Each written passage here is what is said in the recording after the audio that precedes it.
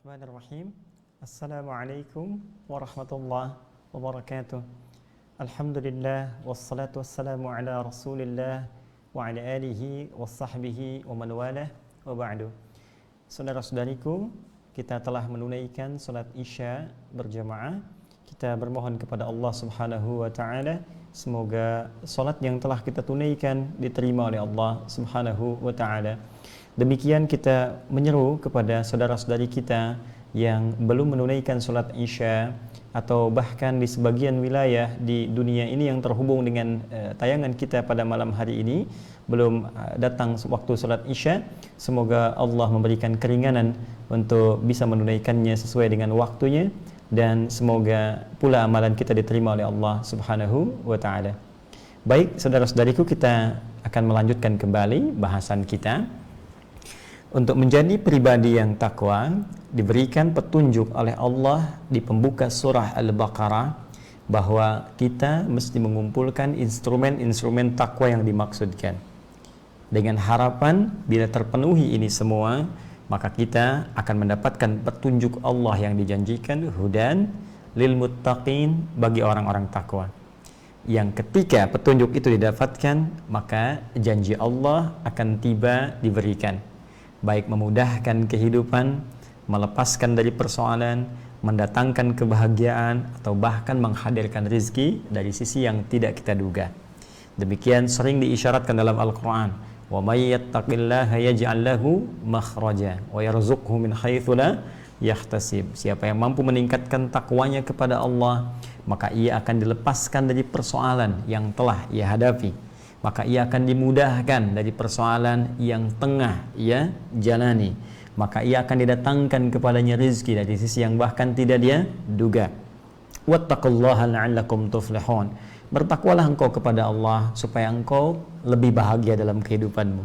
Wattaqullaha wa yu'allimukumullah. Tingkatkan takwamu kepada Allah, Allah tambahkan kepadamu pengetahuan. Dan untuk mendapatkan predikat takwa itu, kita butuh pedoman. Al-Quran adalah pedoman terbaik yang langsung Allah turunkan sebagai pelajaran yang akan kita maksimalkan. Dan di pelajaran ini ada instrumen-instrumen yang mesti kita kumpulkan. Satu, selalu upgrade keimanan kita kepada Allah sebagai amalan hati kita. Jadi ini dasarnya. Kalau benar-benar ingin bertakwa, maka jaga kondisi hati kita. Di hati ini ada amalan utama yang sering disebut dengan niat dan keikhlasan. Ini yang sangat menentukan. Karena itu Al-Imam Al-Bukhari bahkan membuka kitab hadisnya yang utama itu, yang kita kenal dengan Sahih Al-Bukhari itu dengan 97 pembahasan, pertama kali dibuka, padahal kitabnya Bad'ul Wahyi, pembuka wahyu, tapi hadisnya tentang niat. Innamal a'malu binniyat wa innamal likulli imri'in ma nawa. Sungguh semua amalan itu akan bergantung pada niatnya. Bukankah niat itu amalan hati? Dan puncak niat yang paling utama pada amalan hati adalah keyakinan kita kepada Allah Subhanahu wa taala walaupun belum tampak dalam pandangan kita. Jadi yang pertama, untuk menjadi orang takwa kita harus selalu yakin dengan Allah dalam setiap keadaan. Ya, sedang sulit tetap yakin kepada Allah bahwa Allah akan memberikan pertolongan, kemudahan kepada kita. Sedang bahagia, yakin kepada Allah supaya tidak berlebihan dalam mensyukuri kebahagiaan itu. Jadi dalam suka ataupun duka, jika kita bisa memelihara keyakinan kuat kepada Allah Subhanahu wa taala, maka selain mengumpulkan instrumen takwa yang pertama, kehadiran, kenyamanan, ketenangan akan kita rasakan. Itulah sebabnya sering saya ungkapkan kata iman terambil dari akar kata aman yang berarti tenang, nyaman, seperti saya uraikan bahkan sebelum Isya tadi. Yang kedua, amalan hati mesti dibuktikan, pembuktiannya lewat amalan fisik. Karena itu semua amalan hati butuh pembuktian. Cinta itu amalan hati. Bagaimana membuktikan cinta? Dengan amalan fisik, menikah, memberikan mahar, melaksanakan akad, menyebutkan syirat dengan lisan, ya, dari mata turun ke hati, dari hati keluar dengan lisan, dari lisan muncul tindakan berupa kasih sayang. Itu amalan hati. Demikian pula saat beriman kepada Allah. Ketika iman menjadi amalan hati, maka dibuktikan dengan amalan fisik. Apa yang paling utama? Salat sebagai bentuk penghambaan kita kepada Allah Subhanahu wa taala. Dan yang ketiga, instrumen yang paling utama, setelah itu kita upgrade lagi. Ya, hati semua orang mengerjakan, fisik semua orang mampu sepanjang masih hidup. Salat menjadi kewajiban yang melekat sepanjang hidup. Tapi yang ketiga, ini lebih spesial lagi. Karena itu kalau Anda ingin menjadi golongan takwa yang lebih spesial dari yang kedua, maka berusaha mendapatkan amalan yang ketiga, yaitu infak. Dan di sini kita berbicara tentang firman Allah. Perhatikan kalimatnya baik-baik, ya, wa mimma razaqnahum yunfiqun.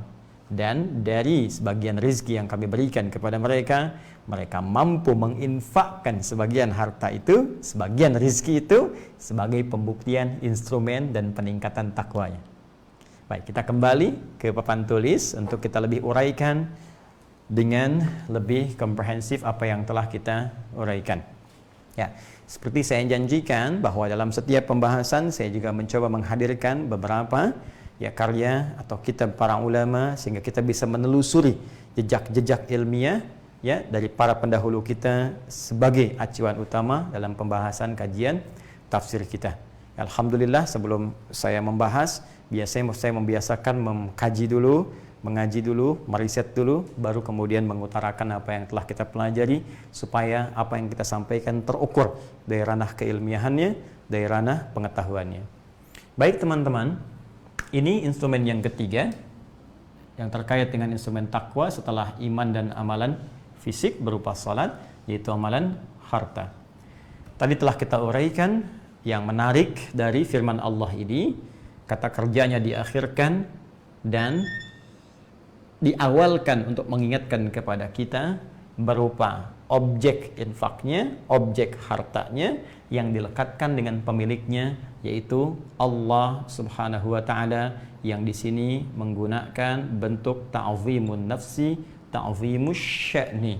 Sekali lagi Allah ingin menegaskan melalui uraian firman-Nya ini bahwa harta yang kita rasakan, kita peroleh itu, kita gunakan itu hakikatnya semua titipan Allah Subhanahu wa taala. Ya, titipan ini baik-baik diingat teman-teman sekalian. Pertama, bersumber dari Allah, ya. Dan saking pentingnya titipan ini menggunakan bentuk ta'zimun nafsi, ya, bentuk pengagungan kepada Allah. Yang kedua, titipan ini juga punya fungsi yang sangat agung, fungsi yang sangat dahsyat. Karena itu kata na bersumber dari nahnu memiliki makna yang kedua, ta'zimu sya'ni. Ta'zim, kan? Ta'zim asy-sya'ni, ya. Mengagungkan satu informasi, satu keterangan yang ingin disampaikan. Apa keterangannya? Titipan ini, rizki teman-teman sekalian, ya. Itu adalah titipan Allah. Dan ketika dititipkan, dia memiliki fungsi yang sangat agung. Ini ta'zimu sya'ni. Ya. Apa fungsi yang agungnya itu? Ini, infak. Jadi infak itu amalan agung. Infak itu amalan spesial. Infak itu amalan luar biasa. Bahkan nanti kita akan turunkan apa yang menjadi spesial dari amalan infak ini. Bukan hanya akan membangun terowongan seperti yang saya terangkan di pertemuan lalu, yang bisa menjadikan satu wasilah yang menembus, ya, sinar terang ketika kembali kepada Allah melalui alam kubur. Saat orang lain merasakan kegelapan, Anda mendapatkan satu terowongan yang luar biasa terang untuk menuju Allah Subhanahu wa taala dengan infak itu. Bukan sekedar itu, tapi infak nanti kita akan dapatkan keagungan pahalanya, keagungan apresiasinya, keagungan balasannya, dan keagungan limpahan yang sangat dahsyat dari Allah Subhanahu wa taala. Karena itu, apresiasi bagi orang yang infak bukan sekedar menjadikan dirinya mendapatkan instrumen takwa yang ketiga, tapi juga mendapatkan penilaian agung di sisi Allah Subhanahu wa taala. Baik, sebelum sampai ke sini, mari kita lihat baik-baik. Saya ingin tegaskan dari apa yang saya terangkan di pertemuan lalu, ini bentuknya penegasan. Allah telah menegaskan bahwa yang diinfakkan itu rizki. Ini, razaqnahum, rizqun. Awas ya, ada razqun, ada rizqun. Oh, ada rozki, ada rizki. Ya, awas mau pakai Z, razki. Ya, kadang orang Indonesia narik seperti pakai S, rozki. Itu pakai Z asalnya, razki atau rizki. Ya, nah, apa bedanya? Ya, sebetulnya akarnya sama, razaqa yarzuqu.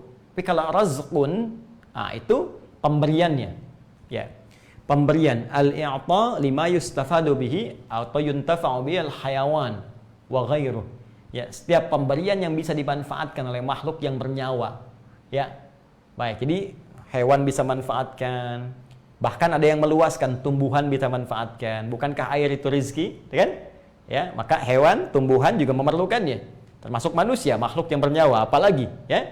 Baik, jadi setiap yang bisa dimanfaatkan itu pakai fathah, razkun. Ya. Baik, tapi kalau kita ingin gunakan namanya ismun atau masdarnya, maka gunakan kasrah, rizkun.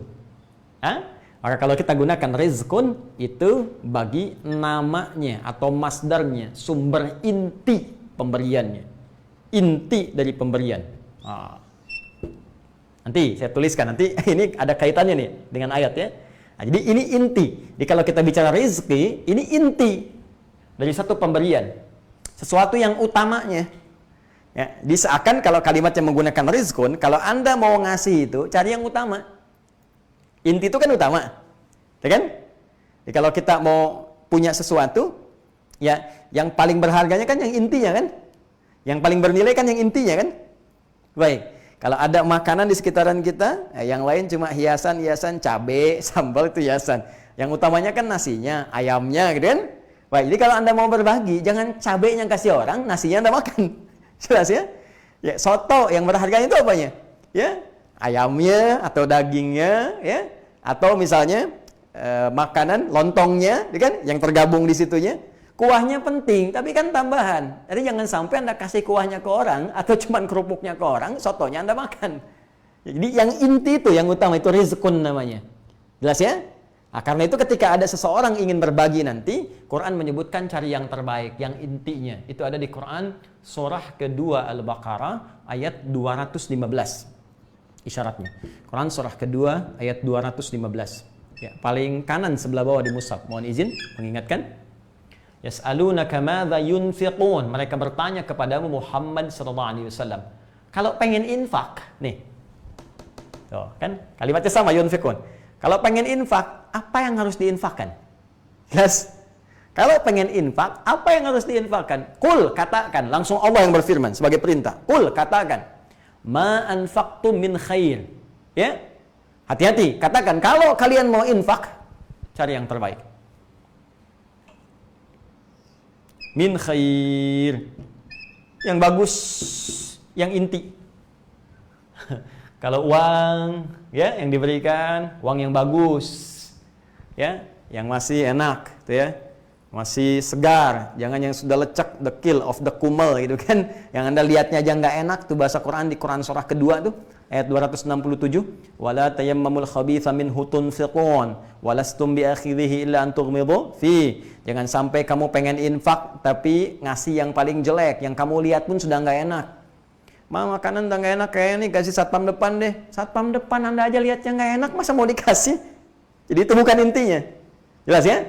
Nah, ini saya terangkan dulu. Ingat, kalau kita belajar bahasanya benar, ini memahami Qurannya enak. Ya, dan ini tafsir bukan otak-atik gitu ya, atau cocok logi, tidak. Memang dalilnya ada, kebahasaannya kuat, dalil menguatkan. Itu intinya.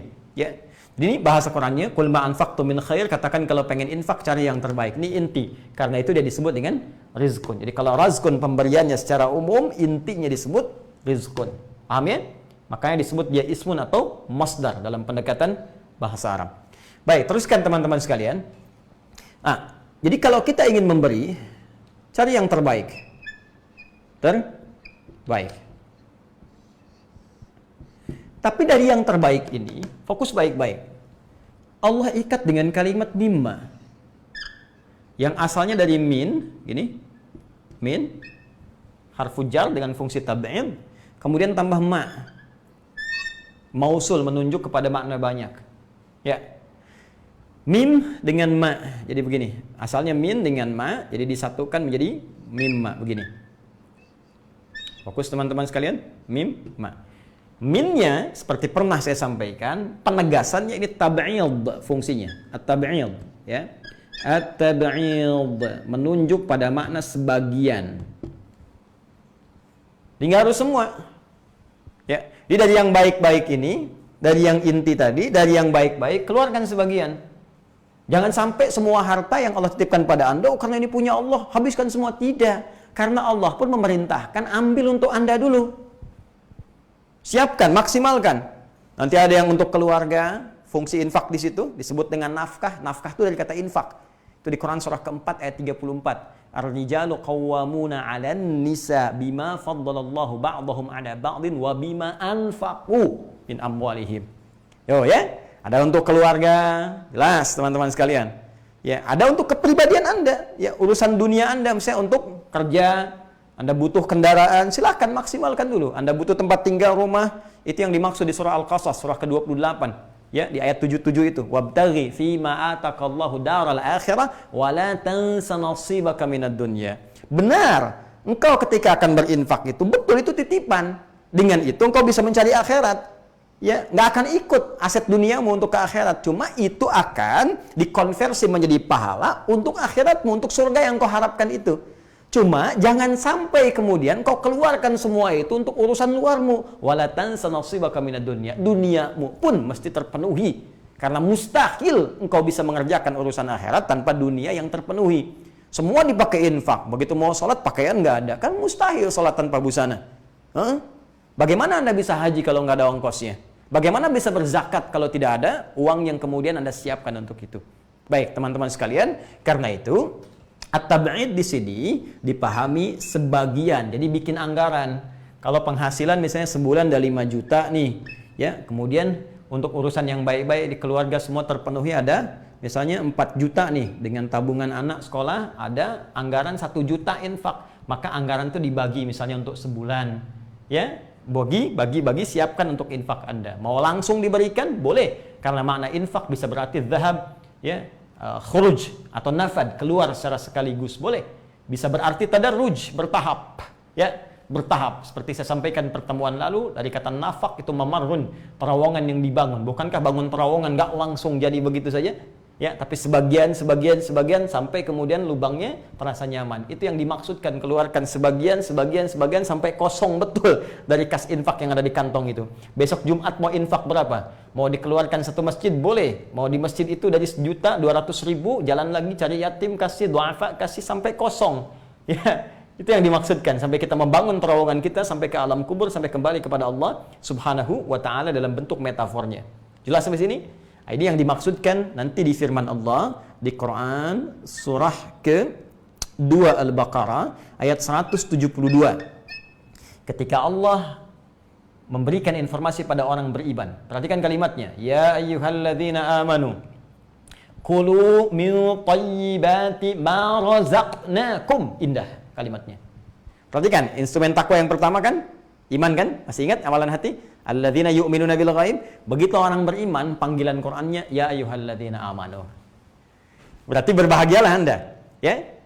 Berbahagialah kalau sudah beriman, berarti kita mendapatkan modal instrumen takwa yang pertama, dan panggilannya indah, beda.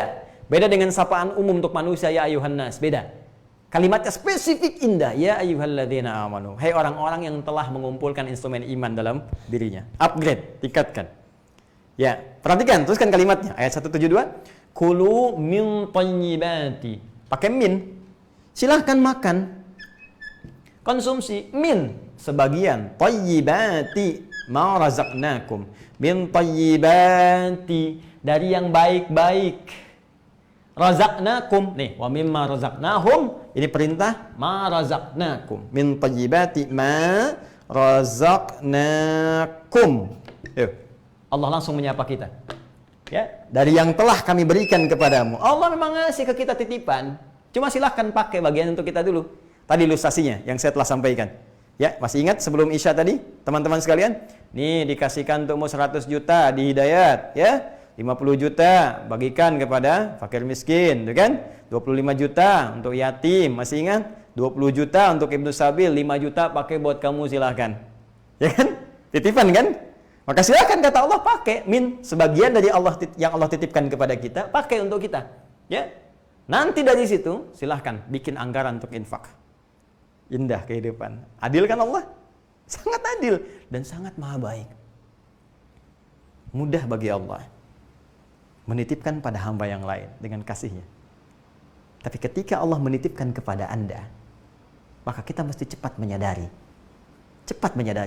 bahwa kasih Allah sedang ditanamkan dalam hati kita untuk beramal dengan amalan harta itu.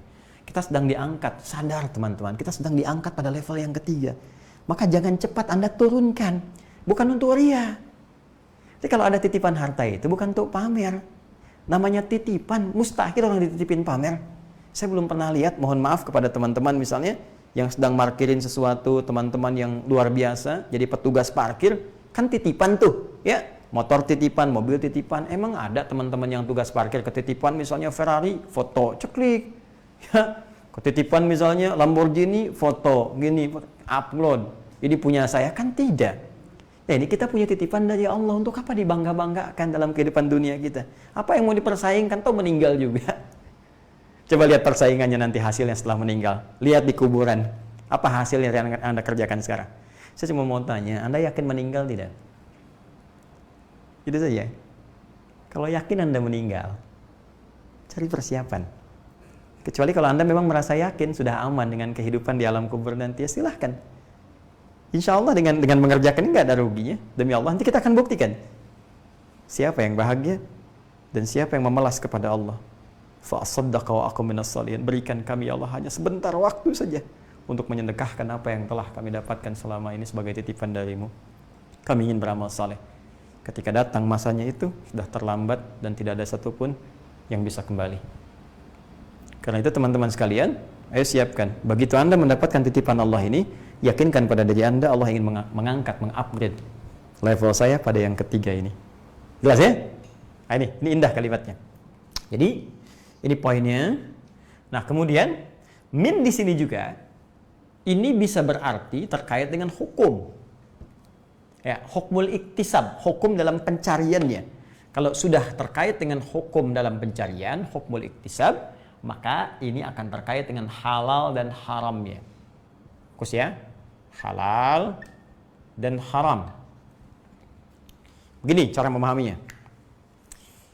Rizki ini masih umum. Di semua yang Allah berikan umum. Ya.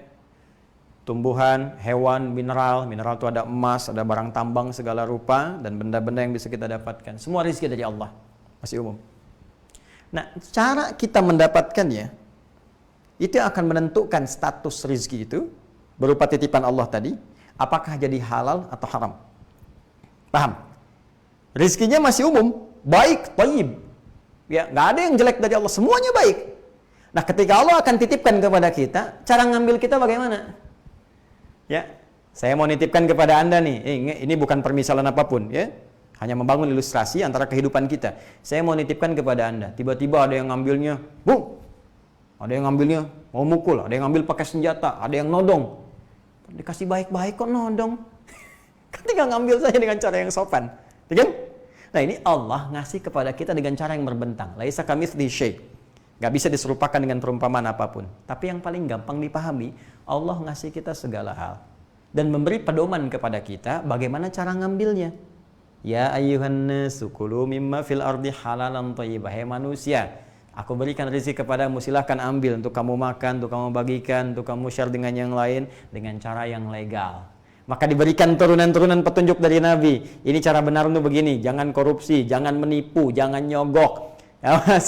Awas hati-hati, jangan mencuri, jangan merampok, jangan menyakiti orang, jangan menumpahkan darah, jangan riba, macam-macam diturunkan. Nah, cara mengambil ini itu yang akan memengaruhi kepada hukum. Jika cara mengambilnya benar, maka rizki ini jatuhnya halal. Jika cara mengambilnya salah, maka rizki ini jatuhnya haram. Awas, hati-hati. Rizki netral asalnya, semuanya baik. Cuma cara Anda mengambil itu menentukan kualitasnya. Begitu diambil benar, halal. Diambil dengan cara yang salah, haram. Nah, kenapa Allah kemudian menggunakan bentuk min sebagian? Salah satunya kata para ulama untuk menegaskan, jangan sampai dari yang halal dan haram ini menjadi bercampur. Apalagi ada yang menginfakkan dari yang haram. Min yang dimaksud nggak boleh pakai yang haram. Min wa mimma, dan dari apa yang kami berikan rizki itu, yang halal saja yang boleh dipakai infak. Wah, saya korupsi nih, sebagian biar sedikit lah dosanya dikurangin dikit, infak misalnya, nggak bisa. Apa dalilnya? Nabi menyampaikan, innallaha thayyibun la yaqbalu illa thayyiba. Allah itu maha baik, maha bersih, tidak akan menerima apapun dari yang kotor. Ya, kecuali yang baik-baik saja, yang bersih-bersih saja. Ya. Maka jalannya bagaimana? Kalau memang pernah bersalah, tidak ada manusia yang sempurna, semua pernah punya salah. Dan manusia terbaik itu ketika dia salah, dia beralih menjadi soleh, dia tinggalkan kesalahannya. Kadang-kadang saking baiknya Allah diberikan jalan. Ya, penegak hukum dipermudah mengakses ke orang itu. Ya, bahasa manusia mungkin ditangkap, dimasukin penjara. Sebetulnya Allah sedang memberikan peringatan, mengisolasi supaya nggak gabung dulu, supaya kita taubat balik lagi. Maka saya sarankan tuh, ya, yang ngambil yang haram-haram, yang korupsi, para koruptor itu, yang mencuri, yang begal, yang macam-macam. Allah kasih cara yang benar, jauhi yang salah. Dan kalau pernah salah, jangan tutupi kesalahan itu, perbaiki diri. Dan jangan timpakan pada yang salah itu perasaan bisa beramal baik dengan mengerjakan infak dari harta yang haram tadi. Ya, harta korupsi, nyumbang bikin madrasah, nyumbang bikin masjid, akan diterima oleh Allah Subhanahu wa taala, hanya memperberat beban saja. Jelas sampai sini? Ya, termasuk di sini menunjuk aspek halal ini juga kepada aspek zatnya, bendanya yang diinfakkan. Awas, hati-hati. Ya, karena itu benda-benda yang spesifik haram, walaupun tanpa ada kaitan dengan cara mendapatkannya tetap haram. Contoh, bir haram. Ya, hartanya halal, tapi beli bir, terus mau infak nih sama teman-teman supaya mabok, misalnya kan, nah itu haram. Ya, infak babi misalnya haram, tidak boleh, karena sudah masuk kepada dzati, bendanya memang haram dalam keyakinan Muslim. Kita menghormati, menghargai keyakinan, kepercayaan saudara-saudari kita sebangsa yang lain.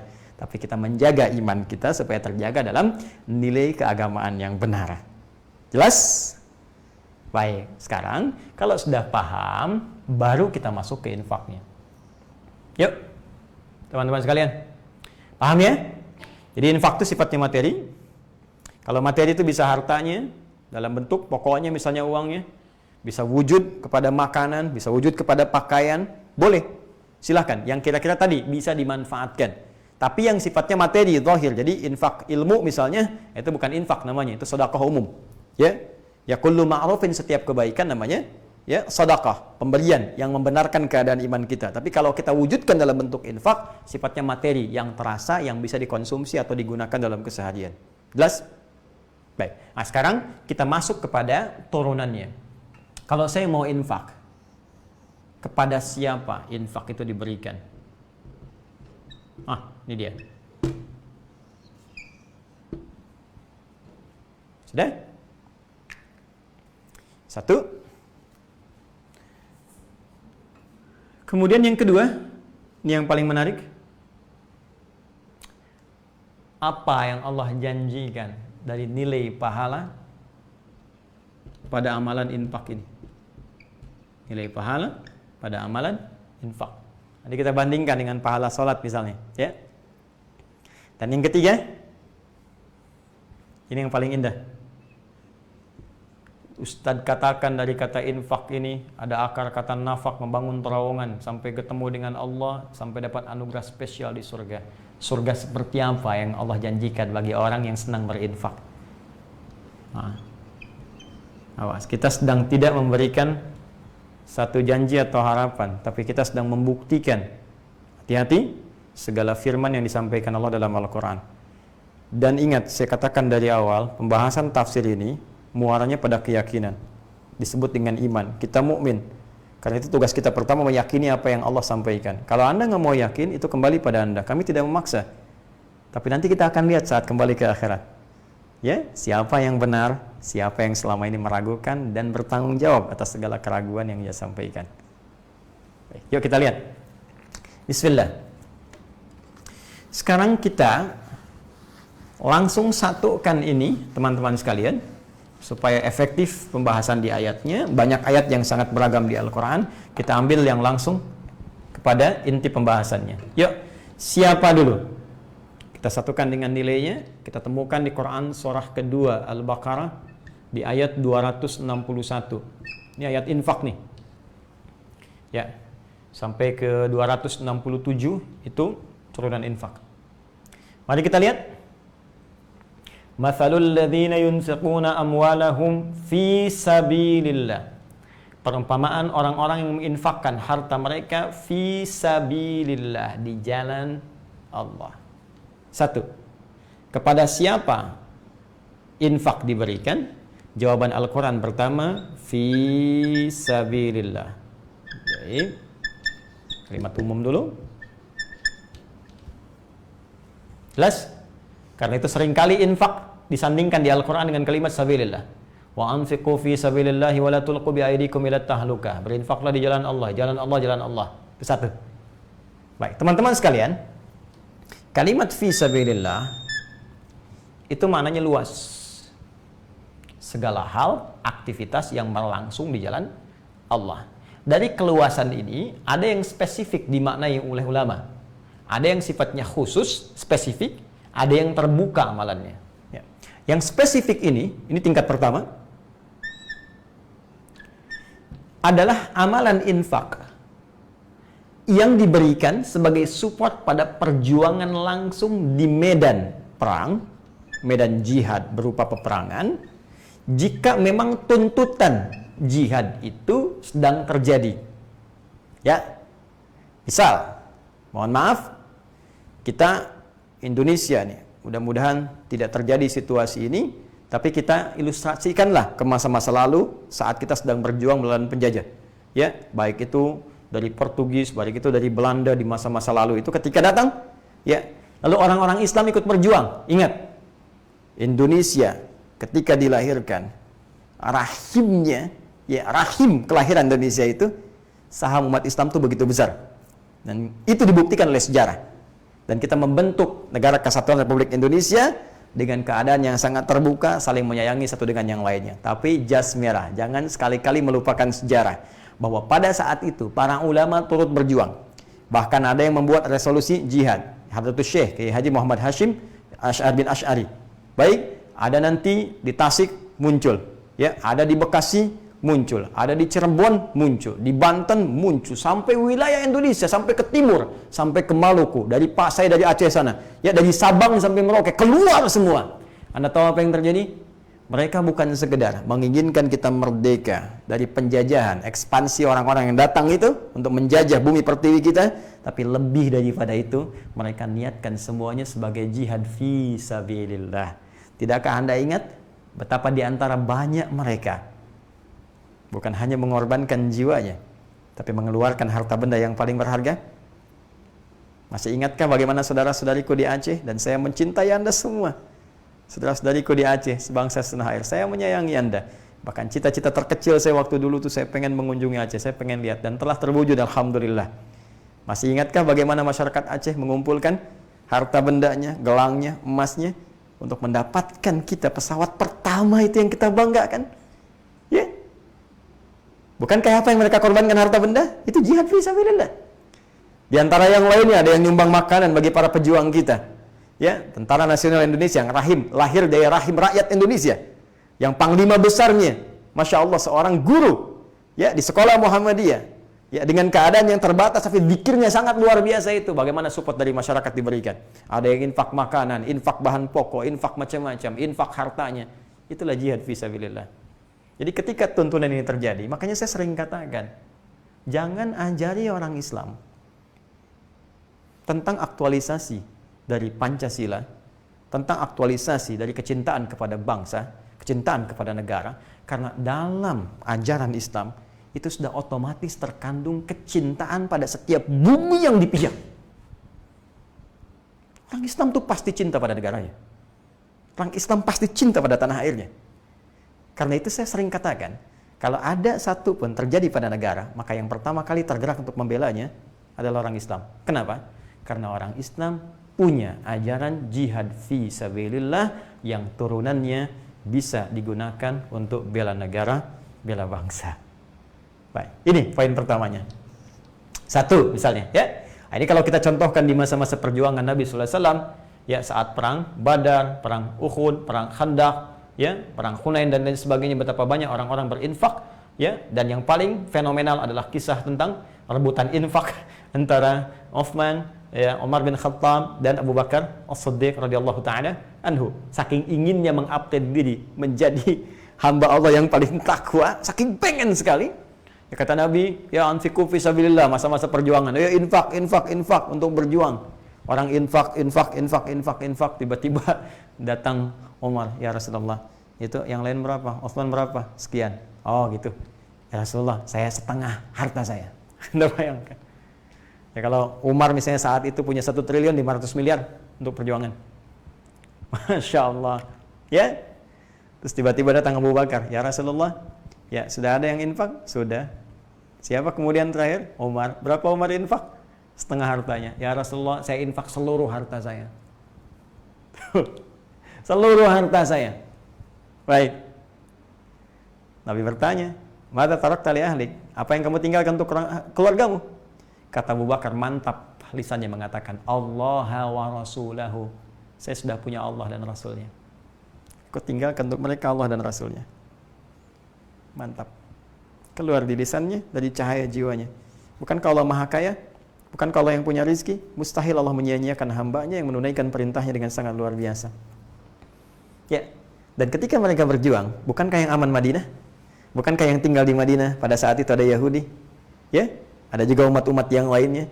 Jadi ketika Nabi berjuang, ya, ketika diserang oleh orang-orang ya, dari Mekah, bukan yang ikut berjuang juga, yang dapat maslahatnya. Pada saat itu ada orang Yahudi, orang Nasrani dan sebagainya. Mereka hidup dalam piagam Madinah yang sangat luar biasa. Jadi ketika syariat ini dijalankan, ketika dipraktikkan pada masa itu, maka yang punya manfaat adalah orang-orang yang tinggal di dalamnya. Tuh. Jadi mereka nggak teriak-teriak, saya yang paling Madinah, saya yang paling begini, saya tidak. Dan kita pun sekarang tidak perlu teriak saya yang paling Pancasila, yang saya yang paling begini. Buktikan saja ketika pandemi seperti ini apa yang Anda bisa berikan bagi bangsa kita tercinta, bagi negara kita. Berapa banyak Anda telah riset? Berapa dari harta yang telah kita keluarkan? Berapa dari pengetahuan yang telah kita share? Jangan-jangan selama ini dalam situasi ini pun Anda masih mencari peluang bisnis untuk bisa mengeruk keuntungan paling banyak dan hanya menyaksikan penderitaan masyarakat. Waliyadzubillah, itu akan dihisab oleh Allah di hari kiamat nanti. Mohon izin kalau agak meluas pembahasan kita karena ini tuntutan kehidupan kita saat ini. Kita butuh aktualisasi. Ya, bukan sekedar jadi bahan untuk kita catat, kita pikirkan tapi tidak ada tindakan. Kembali ke sini. Jadi ini bagian pertama. Jika ada tuntutan ini, jika tidak ada tuntutan ini, maka beralih yang khusus ini kepada jihad pemikiran. Jihad intelektualitas. Ya. Apa bentuknya? Apa dalil turunannya? Ya, dalil turunannya di sini di Quran surah ke-9 ayat 122. Allah menyampaikan wa ma kana al-mu'minuna liyanfiru kaffah. Tidak perlu semua orang beriman itu terjun semua ke medan perang. Nanti yang nyisa siapa? Yang membangun nilai kemasyarakatan siapa? Ya? Falaula nafara min kulli firqatin minhum ta'ifah liyatafaqahu fid din. Mesti ada di antara kalangan mereka sebagian mereka yang fokus mendalami pengetahuan agama, yang belajar. Fokus pada nilai-nilai agama, nilai syariat untuk memelihara umat, belajar tafsir, belajar fiqih yang benar, supaya mengajarkan sholat dengan benar, mengajarkan Quran dengan benar. Hati-hati, karena banyak orang sekarang baru baca terjemahan, tiba-tiba sudah jadi pakar tafsir, ya, yang salah kaprahnya luar biasa.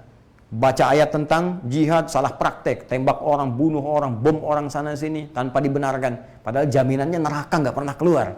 Hati-hati teman-teman. Saya bahkan dapat info tuh pekan lalu. Ada orang sembarangan menafsirkan, pengen berjuang. Ya karena Allah. Baca, ya, wajahadu bi amwalihim wa anfusihim. Mereka berjihad dengan harta dan diri mereka. Seenaknya diterjemahkan diri mereka itu dirinya. Sehingga ada seorang perempuan membaca itu, dia menjual dirinya secara online. Anda bayangkan? Karena salah pemahaman itu. Hati-hati, makanya mesti ada yang ngaji dengan benar. Mesti ada yang menerangkan dengan benar. Kalau tidak, agama ini nanti jadi mainan bagi setiap orang. Ya, ini banyak keanehan sekarang. Kalau kita ingin mendengar tentang kesehatan, kita dengar pakar, dokternya bagaimana bicara. Ya, pakar kesehatannya bicara bagaimana. Kita ingin tahu tentang ekonomi, lihat ekonominya seperti apa berpendapat. Ya, kita ingin tahu tentang hukum positif, ahli hukum bagaimana. Jadi kita keluarkan dan kita berikan porsinya pada setiap bidangnya masing-masing. Tapi yang paling aneh itu di agama, semua jadi mufti. Semua punya pendapat.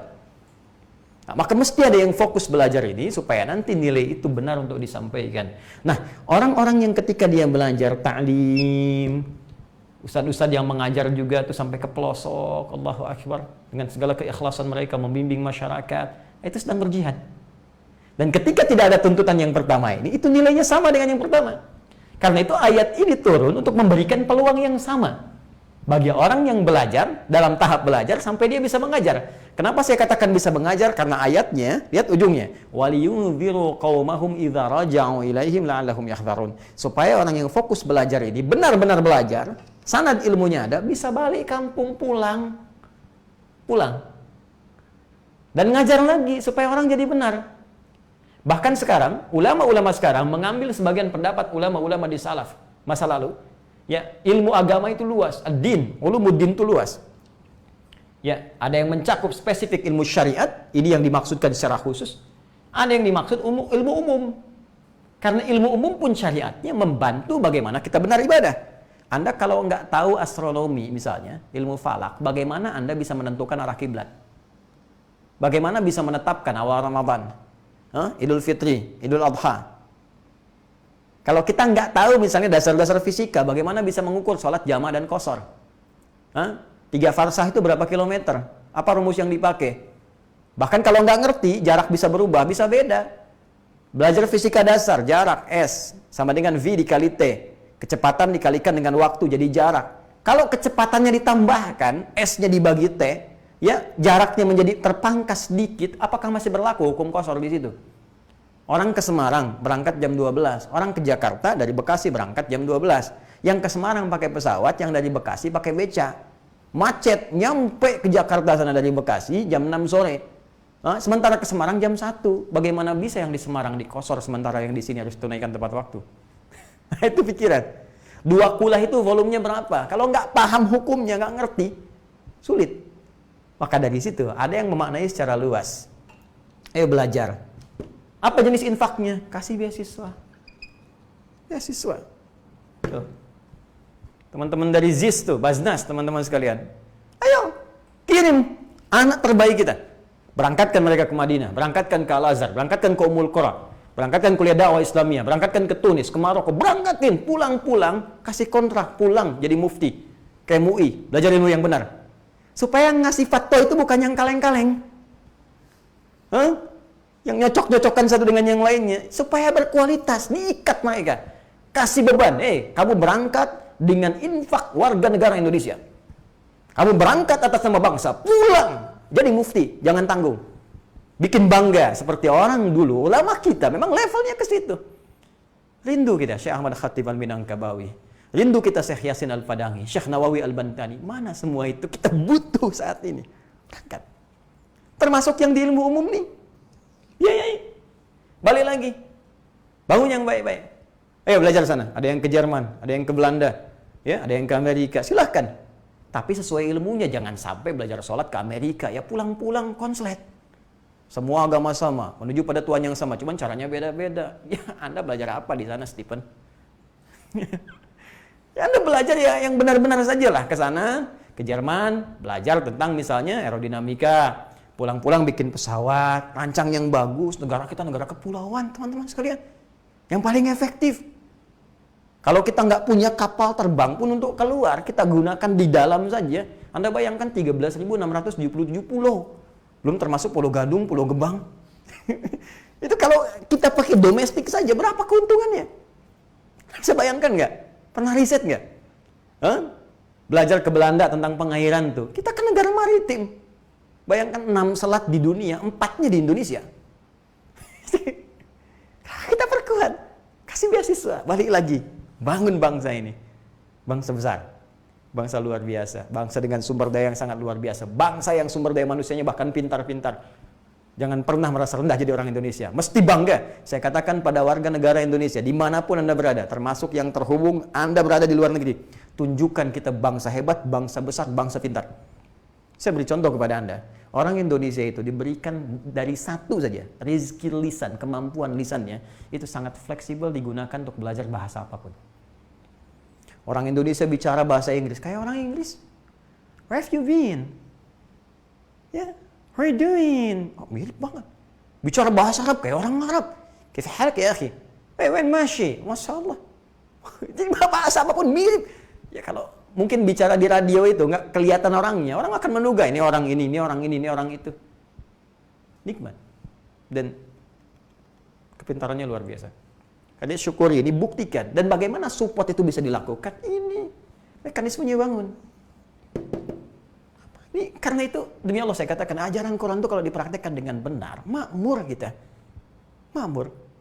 Makanya banyak ajaran Quran itu kemudian dikutip, dibawa jadi nilai, dipraktekkan di kehidupan orang-orang bahkan di barat.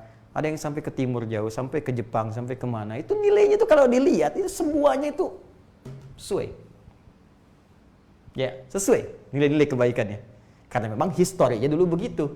Ketika maju Islam di Spanyol, banyak orang belajar, dibawalah nilainya ke sana. Walaupun mungkin sekarang tidak dikatakan itu diambil dari nilai-nilai keislaman. Tapi fair, sepanjang orang mau belajar silakan saja.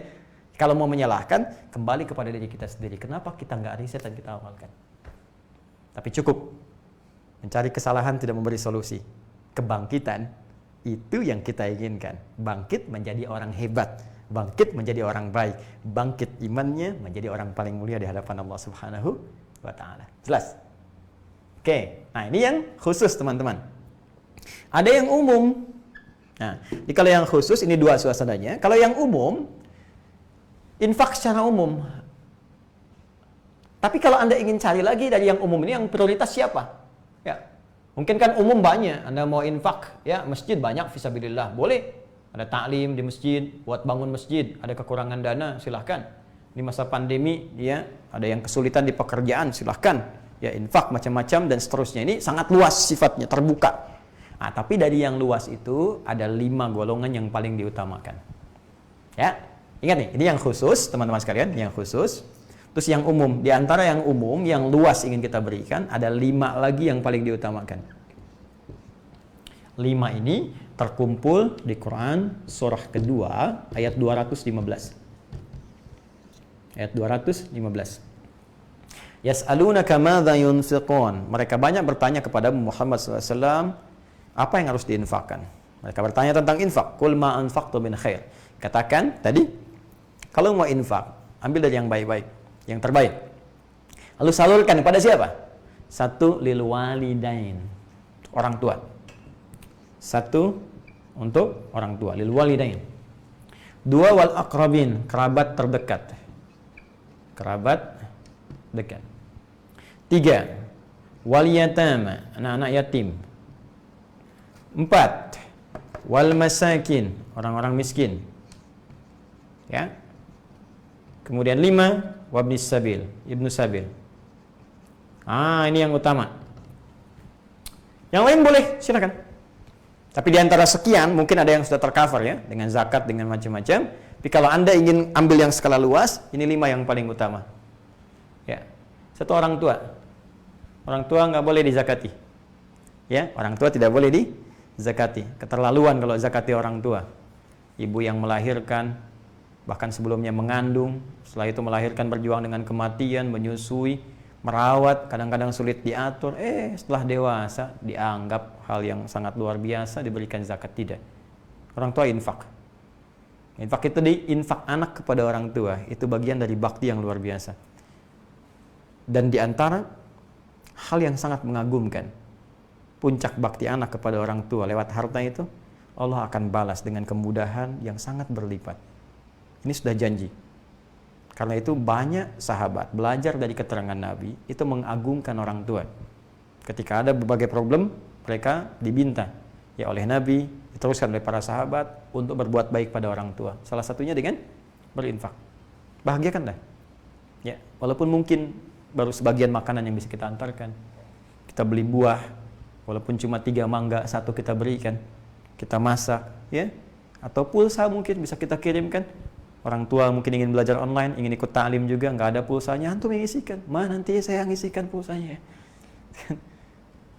Dan mereka tidak menuntut banyak. Begitu datang, lisan mereka yang bersih itu, dengan hati yang luar biasa, jernih itu, maka kehusyuannya akan terpancar melalui kalimat lisannya, ya Allah, berikan berkah kepada anakku. Dan ketika orang tua tulus menyampaikan itu, bergetar arasy sampai kalimat itu, dengan rahmat Allah yang telah Allah tetapkan.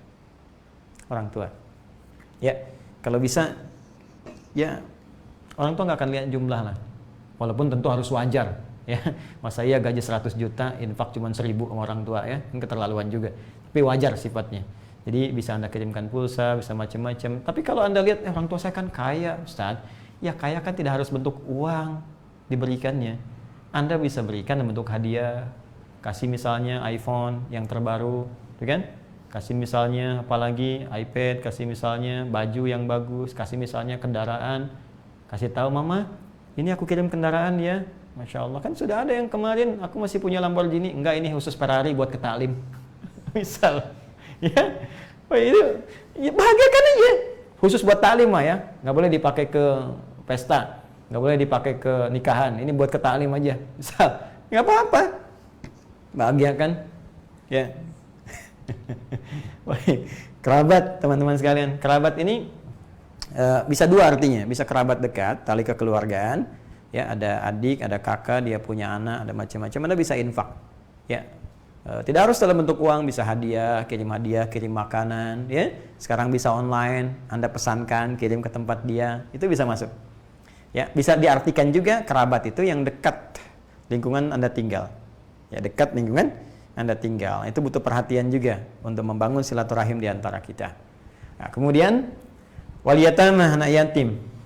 Yatim ini umum sifatnya. Mau yatim dia punya, mau yatim juga dalam keadaan dia tidak mampu. Ada yatim fakir sekaligus. Jadi yatim sekaligus fakir atau miskin. Nah, ini bisa dapat zakat, bisa dapat infak. Jelas ya? Tapi kalau dia yatimnya kaya, dia nggak dapat zakat karena nggak masuk kualifikasi yang 8 itu di Quran surah 9 ayat 60. Tapi dia berpeluang mendapatkan infak. Anda koleganya datang ke situ, lihat anak paman misalnya, kaya memang, harta peninggalannya 100 triliun misalnya kan. Nah, masa Anda mau ngasih 100.000 buat dia kan nggak mungkin. Ya, tapi Anda bisa hibur dia. Adik sayang, ini paman bawa Lego nih, Lego terbaru, kan? Atau beli mainan yang dia suka, beli mobil-mobilan, beli macam-macam, Anda berikan kepadanya. Dia senang. Gitu ya? Boleh jadi demikian. Baik. Kemudian miskin. Miskin ini dapat tambahan dari infak ya. Jadi kalau di zakat juga dia masuk. Ya kalau fakir dengan miskin itu berbeda. Fakir memang kesulitan untuk mencari satu aktivitas pekerjaan sehingga tidak bisa mensupport kehidupan dia dengan maksimal. Miskin umumnya dia punya pekerjaan tertentu tapi belum mencukupi kebutuhan dasarnya. Karena itu, karena ada usaha dari yang miskin ini untuk beraktivitas, ya, maka disupport dia selain dengan zakat dengan infak. Jelas. Diberikan bagian dari infak, dan itu bisa skemanya tidak harus disuapi jadi nasi dan ikan, tidak, bisa diberikan kail, kasih modal dia untuk beraktivitas, berusaha supaya bisa tough kembali. Hari ini dia menerima, besok dia memberi. Hari ini dia terima, besok dia kasih, sehingga dia katakan terima kasih. Ya, Ibnu Sabil yang kesulitan di perjalanan, ya, ini banyak sekarang teman-teman sekalian. Ayo yang di Indonesia coba kontak, kita sinergikan. Teman-teman perwakilan ya di luar negeri kita, teman-teman yang perwakilan di luar negeri yang dikoordinasikan melalui kedutaan besar kita, ya dipantau oleh Kemlu. Kalau perlu kita bagi datanya, di mana warga kita supaya ringan. Karena belum tentu semua bisa ditanggung ya oleh negara. Walaupun negara punya kewajiban untuk mereka. Ya, tapi kalau kita bisa terlibat itu bisa lebih ringan. Lihat ya, di negara mana saja yang sekarang kesulitan. Ada yang mungkin terjebak di negara konflik, ya, mungkin tidak semua bisa terbantu, kita cek, kita support dan sebagainya, ya. Jadi itu yang bisa kita hadirkan dalam kehidupan. Saya mau tanya kepada Anda, di mana ajaran Islam yang tak baik? Di mana ajaran negatifnya? Di mana kerasnya? Di mana terornya? Tidak ada. Jadi memang tidak ada celah untuk menyoal bahwa Islam itu teror. Pemeluknya teroris. Ajarannya terorisme. Tidak ada. Coba lihat, ajarannya kasih, berbagi, sayang, membangun, kemajuan, kemakmuran, dan tidak memaksa. Silahkan cek. Memaksa itu dosa. Mau muslim, silahkan. Tidak, itu pilihan. La ikraha fiddin. Indah. Tunjukkan pada saya, di kitab manapun, apakah ada ayat yang selaras dengan lakum dinukum waliyadin? Apakah ada ayat senafas ditemukan la ikraha fiddin? Gak boleh paksa orang lain, gak boleh paksa dalam beragama. Silahkan Anda berkeyakinan sesuai keyakinan Anda. Kami biarkan dengan nyaman menjalankan ajaran Islam. Kalau ingin tahu, silahkan kami berikan informasinya. Yakin, silahkan berislam. Tidak pun, silahkan pikirkan untuk yakin dulu. Indah. Fadzakir innama anta mudzakir lasta alaihim bimusaitir. Nabi saja yang mulia, kata Allah, tugasmu mengingatkan, bukan memaksa. Engkau bukan pemaksa, engkau pengingat dengan penuh kelembutan. Jelas sampai sini? Jadi saya ingin mengingatkan kepada teman-teman yang belum kenal tentang Islam, silahkan berkenalan, silahkan bertanya. Sehingga dengan informasi yang terkumpulkan itu, saya berikan data, Anda olah jadi informasi, dari situ akan jadi pengetahuan, knowledge, dan kita bisa belajar dengan lebih luas. Paham sampai sini? Baik. Dan Anda yang sudah masuk Islam, maka berislamlah dengan baik. Belajar dengan benar, cari referensi yang baik, dan buktikan nilai keislaman kita dengan sempurna sesuai kemampuan kita. Nah, kaitan infak ini, teman-teman sekalian, ada pahala yang telah Allah siapkan. Dan nilainya tidak biasa. Bahkan melampaui nilai pahala sholat yang standar. Masih ingat? Amalan hati itu apa? Iman. Amalan fisik apa? Sholat. Amalan hati kan semua orang bisa mengerjakan karena nggak ada biaya keluar. Amalan fisik, sepanjang ada fisik kita bisa menunaikannya. Tapi harta kan harus usaha dulu. Ya, karena itu tidak semua orang bisa mengerjakan ini. Ketika tidak semua orang bisa mengerjakannya, maka pahalanya pun Allah bedakan dengan amalan sebelumnya. Orang yang bisa infak dilakukan karena Allah dan ikhlas dia kerjakan, maka nilai setiap satuannya. Teruskan di Quran surah kedua ayat 261. Perhatikan nilai setiap satuannya. Kamathali habbatin ambatat sab'a sanabil fi kulli sumbulatin mi'atu habbah. Orang yang bisa berinfak di jalan Allah, ikhlas dia tunaikan setiap satuan yang dia keluarkan. Satu dia keluarkan, maka kalikan 7. Diapresiasi. Orang banyak bertanya, banyak tafsiran. Apa 7 ini? Sudah Allah yang memberikan pernyataan. Artinya 7. Ada yang mengartikan banyak, ada yang mengartikan ini apresiasi dari 7 hari dia beraktivitas. 7 hari dia bekerja. Dari pekerjaan itu melahirkan harta. Dari harta itu dia masih pengen infak. Makanya dikalikan setiap satu nilainya dari perjuangan dia itu. Tapi belum selesai, kali 100. 100 itu 10 kali lipat dari amalan fisik. Amalan fisik itu sholat. Kalau dikerjakan sekali, pahalanya 10. Quran surah ke-6, ayat 160. Menjaa bil hasanati falahu asyru amthaliha. Siapa yang mengerjakan satu perbuatan hasanah, nilainya 10. Salat itu hasanah. Disebutkan di Quran surah ke-11 ayat 114. Aqimis salata tarafain nahar wa zulafan minal lail innal hasanati yudhibnas sayyiat. Salat disebut hasanah. Sekali hasanah 10, sekali salat nilainya 10. Infak amalan harta, dia memang sholat dan bekerja juga. Begitu dia dapatkan hartanya, dia infak, dia keluarkan, diberikan 10 kali lipat dari amalan fisik biasa. Maka 10 kali 10, 100. Awas. Kalau ngajinya 1-2 kitab mungkin nggak sampai. Tapi kalau kita kaji kedalamannya, insya Allah kita dapatkan informasinya. Jadi diapresiasi perjuangan dia dalam mencari harta itu. Ya mungkin dia banting. Ya bukan cuma banting tulang sakit itu kan. Banting keringat, banting waktu, banting perjuangan 7 kali dalam sehari, dia dapat 10 kali lipat dari amalan fisik, kali 100, maka nilainya 700 kali lipat. Bentuk pahala, jangan selalu diartikan balik. Jadi ngukur-ngukur, infak 1000 pengen balik 700.000. Ya belum tentu nilainya dalam bentuk uang. Mungkin kesehatan, mungkin kebahagiaan, kalau sakit keluar uang 700.000, dirawat oleh Allah. Atau yang spesifik pahala nilainya. Jadi ngitungnya bukan begini, 1, 2, 3, 4, 5, 6 terus sampai 10 terlalu sedikit. Ya, kalau ngambil di hadis Muslim saja, orang yang ke masjid baru masuk masjid belum ngapa-ngapain, niatnya pengen ibadah 25, 1 kedua 500 tahun. 2 ketiga 500 tahun. Ya, 3 keempat 500 tahun. Sekarang dapat pahala 700. Kalau kita kalikan dengan konsep dasar tadi berapa dapat banyaknya? Ini standar minimal. Standar minimal 700 kali lipat. Maksimalnya berapa? Teruskan, ayatnya belum selesai. Ini banyak di antara sebagian kawan hanya berhenti sampai di sini, belum selesai ayatnya, teman-teman. Penghujung ayatnya Allah berfirman, wallahu yudha'ifu liman yasha' wallahu wasi'un 'alim. Wallahu yudha'ifu liman yasha'. Dha'afa, ingat lihat ayatnya pakai alif. Yudha'ifu, ada yudha'ifu pakai tasydid, ada yudha'ifu, beda. Kalau pakai tasydid itu banyak berlipat tapi masih bisa dihitung. Ya, misal gini nih. Ba'd Al-qalam anni, tolong jauhkan spidol ini dari saya. Anda jauhkan sampai agak ke ujung, saya masih lihat. Terbatas. Tapi kalau pakai alif, ba'idil qalam anni, jauhkan sampai saya nggak lihat sejauh-jauhnya. Sejauh-jauhnya. Bayangkan. Yuk, baca iftitah kan? Allahumma ba'id baini, pakai alif kan? Bukan pakai tasdid.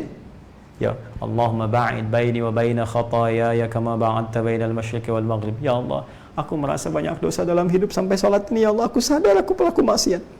Tapi dengan rahmat-Mu aku mohon, ya Allah, ampuni saya. Jauhkan saya dengan kesalahan yang aku buat sejauh-jauhnya, ya Allah. Sejauh timur dan barat yang tidak pernah bertemu. Jauhkan dariku, khususnya saat aku kembali kepadamu, ya Allah. Jangan perlihatkan kepadaku, jauhkan sejauh-jauhnya. Sebagaimana Engkau tahukan timur dan barat. Karena nanti setiap berbuat baik ditampakkan, setiap berbuat buruk ditampakkan. May ya'mal mithqala dzarratin khairan yarah, wa may ya'mal mithqala dzarratin syarran yarah. Dia minta dijauhkan sejauh-jauhnya. Jadi banyak, jauh, tak nampak. Dalam konteks pahala, kalau pakai alif, yudha'ifu artinya banyak sebanyak-banyaknya di luar batas hitungan. Karena itu, sebagian menyimpulkan begini, orang yang infak tanpa hitungan, maka dia akan diberikan pahala tak terhingga, tanpa hitung. Tapi orang yang berusaha menghitung amalannya, walaupun dibenarkan, maka ia akan diberikan sesuai hitungannya. Wallahu wasi'un, Allah maha luas pemberiannya, gak pernah bisa terukur. Alim, maha tahu siapa yang berinfak dengan ketulusan, dengan kriteria yang dimaksudkan. Oh, lihat ya, nilainya dapat, janji pahalanya sudah diberikan, yang ngasih janji Allah. Statementnya jelas di Quran surah 3 ayat 9, innallaha la yukhliful mi'ad. Allah nggak mungkin mengingkari janji. Manusia beda. Kau yang berjanji, kau yang mengingkari. Kau yang memulai, kau yang mengakhiri. Allah tidak. Allah berjanji pasti menepati. Allah berjanji pasti menepati karena Dia yang memulai dan tidak pernah berakhir dalam seluruh aspek kehidupan ini. Masih ragu? Tidak boleh, karena la raiba fi. Tinggal, Ustadz, pahalanya banyak ini, bahkan di atas amalan fisik. Terus surganya kemana ini? Kan mesti spesial juga, Ustadz, ya? Ini pahala luar biasa, masa surganya surga yang biasa? Di sini pentingnya kita menguraikan bagian yang terakhir. Surga apa yang disiapkan oleh Allah, seperti apa kenikmatannya bagi orang yang spesial. Bukan hanya sholat, bukan hanya menjaga iman di hatinya, tapi juga bisa berinfak. Nah, informasi surga itu kita akan dapatkan di pertemuan berikutnya, insya Allah, ya. Supaya pelan-pelan dulu, terukur dengan baik, dan mudah untuk diamalkan dalam kehidupan kita. Nah, izinkan saya, teman-teman sekalian, memberikan sebuah kesimpulan dari pembahasan malam ini. Allah memiliki rasa cinta yang dalam pada setiap hambanya. Kecintaan itu menjadikan Allah selalu menginginkan hambanya hidup bahagia, mudah mengalami setiap persoalan, mudah dalam mengatasi setiap problematika kehidupan, damai dalam kehidupannya, dan bisa mendapatkan segala keringanan dari aktivitas kehidupan yang dijalani, dapat pengetahuan berlimpah, sejahtera dalam kehidupannya. Dan semua itu Allah telah janjikan jika hambanya mampu menjadi pribadi yang bertakwa. Untuk menjadi takwa ini, Allah berikan petunjuk di Al-Quran. Dan dijelaskan di dalam Al-Quran surah Al-Baqarah dari ayat kedua sampai kelimanya, bahwa menjadi takwa butuh instrumen. Yang pertama adalah kemampuan meningkatkan iman kita dengan dasar keyakinan kuat kepada Allah tanpa ragu, sehingga ukurannya terasa ketenangan dalam jiwa. Kedua, ada pembuktian dari keyakinan tadi dengan meningkatkan amalan fisik berupa sholat yang paling pokok, sehingga punya kecintaan kepada ibadah ini dan diwujudkan dengan tambahan berupa amalan sunnah. Kemudian yang ketiga, dia berusaha memaksimalkan potensi pemberian Allah dengan berinfak dari setiap harta yang Allah titipkan kepadanya. Maka ia keluarkan karena Allah Subhanahu wa Ta'ala, baik dalam konteks perjuangan fisik, dalam konteks perjuangan fikiran, atau dalam konteks muamalah yang lebih luas dalam kehidupan. Amalan-amalan ini mendapatkan balasan dari Allah dengan pemberian yang tidak biasa. Terkhusus infak, Allah akan gandakan sampai 700 kali lipat dengan balasan standar atau tak berhingga bagi hamba yang tidak pernah berhitung dalam infaknya. Demikian yang telah kita uraikan. Kabar gembira ingin saya sampaikan bahwa insya Allah dalam edisi kita Al-Hidayat Official akan menampilkan beberapa program-program yang akan dimulai insya Allah di Senin yang akan datang, ya. Juga nanti tambahan-tambahan di hari-hari biasa. Ada nanti yang disebut dengan pertanda. Pernah tahukah Anda? Ya, dan ada beberapa yang spesial yang bisa kita dapatkan nanti. Ada lagi sitama, ya, serupa tapi tak sama. Nanti kita juga akan lihat apa sebetulnya itu, ya. Kita akan dapatkan, mudah-mudahan menambah wawasan dan mengisi hari-hari kita dengan banyak pengetahuan bersumber dari Al-Quran dan Sunnah Rasulullah SAW. Kita bermohon pada Allah, semoga Allah segera mengangkat wabah COVID-19, tentunya dengan ikhtiar kita, kesungguhan kita, dan munajat kita kepada Allah Subhanahu wa Ta'ala.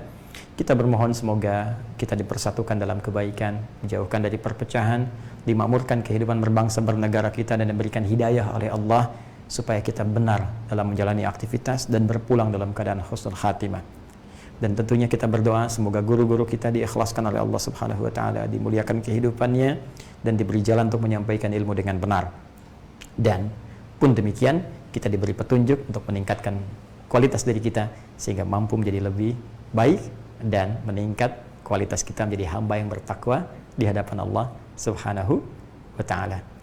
Yang terakhir, sebelum saya tutup, banyak pertanyaan, Ustaz, bagaimana status mushaf ini? Taisir, sudah jadi atau belum? Anda bersabar ya.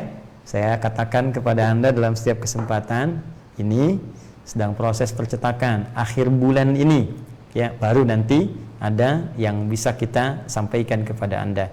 Ini nggak main-main karena ini riset sudah selesai, kemudian riset juga box ini sampai di riset, ya, sampai dalamnya pun di riset, sampai percetakannya pun teman-teman sekalian dari sahabat kita. Ini saya meminta dengan sangat teliti, optimal, sampai nggak boleh mereka tidak dalam keadaan berwudu. Semua berwudu, setiap lembarnya dilihat lagi, selalu istighfar kepada Allah, selalu minta diberi petunjuk, selalu minta berdoa supaya dibenarkan dalam susunan dan sebagainya. Alhamdulillah sudah mulai naik cetak. Tadi saya dapat laporan sudah sampai kepada beberapa puluh halaman, dan insya Allah akhir bulan ini, ya, mudah-mudahan selesai 2000 tahap pertama, bulan depan 4000, bulan depan selanjutnya 4000, 10.000 kita dapatkan.